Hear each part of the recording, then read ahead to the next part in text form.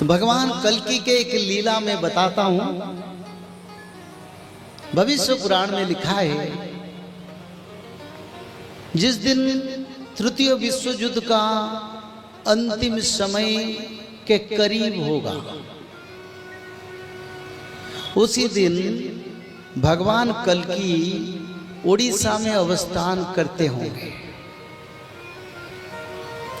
और उसी समय भगवान कल्कि बैतरणी नदी के किनारे से, बैतरणी नदी जिसको सत्ययुग का गंगा कहते हैं, जो उड़ीसा के जाज नगर पर बहता है और शायद ये छत्तीसगढ़ से गया है।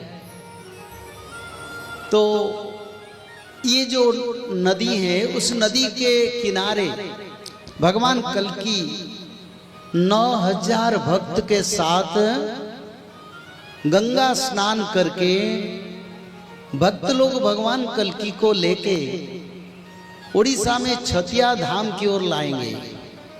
एक धाम है छतिया धाम, जहाँ जगन्नाथ जाएंगे, ये लिखा है शास्त्र में। पर भगवान उसी स्थान को नहीं जाएंगे, बोले मैं बड़चना में रहूंगा। तो छतिया वट से कुछ दूर, जगन्नाथ जी से कुछ दूर कल्कि भगवान रह जाएंगे। 9000 भक्त उनके साथ उसी समय होंगे और उसी समय मोहना मगला नाम का असुर, जिसका नाम दुर्धर, पूर्व युग में जवनों का राजा, 9 लाख सैन्य लेके कल्कि भगवान के भक्तों के ऊपर युद्ध थोपेगा। तो उसी समय प्रभु पहले ललाट केसरी नाम के एक राजा को भेजेंगे, बोले जाओ उनसे युद्ध करो। उनका संख्या 9 लाख, वो अकेला जाएंगे और कुछ भक्त भी जाएंगे, पर वो युद्ध में उनको पराजय नहीं कर पाएंगे और आके ठाकुर जी को बोलेंगे, प्रभु हम उसको विजय नहीं कर पाया, उनका शक्ति बड़ा भारी है। उनका संख्या 9 लाख मुस्लिम और चाइना सैन्य। तब प्रभु उसी समय कोलकाता के पास जो मणिपुर एक राज्य है, वहीं पर एक पर्वत है। उस पर्वत पर नकुल और सहदेव तपस्या भी करते हैं। ये लिखा है भविष्य पुराण में, बहुत अच्छा स्टोरी है।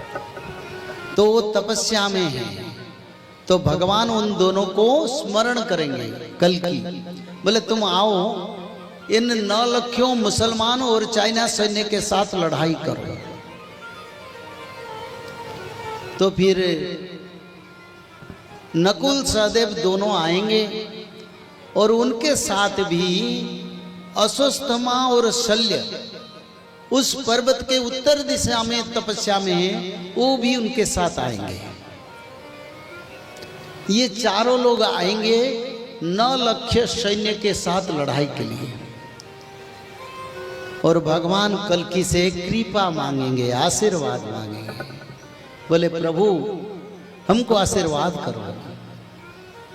और प्रभु बोलेंगे जाओ युद्ध विजय करो। तो 4 लोग 9 लाख मुस्लिम, पाकिस्तान, चाइना, 13 मुसलमान कंट्री के सैन्य के साथ लड़ाई है और सहदेव अकेला 9 लाख सैन्य को अपने धनुष बाण में सबको मार देगा। एक समय युद्ध में सबका विनाश हो जाएगा और भगवान के पास आके भक्तों को रक्षा, असुरों का विनाश करने का संवाद दिया, तो कल्कि बड़ा आनंदित हो जाएगा। बोलिए कल्कि भगवान की जय हो।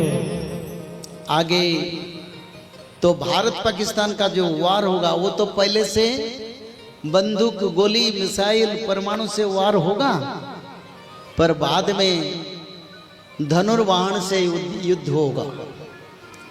सप्तरथी, पांचों पांडव, 12 गोपाल, 64 सिद्ध ऋषि, बस इतना लोग को वार करके सारा विश्व को विनाश कर सकते हैं।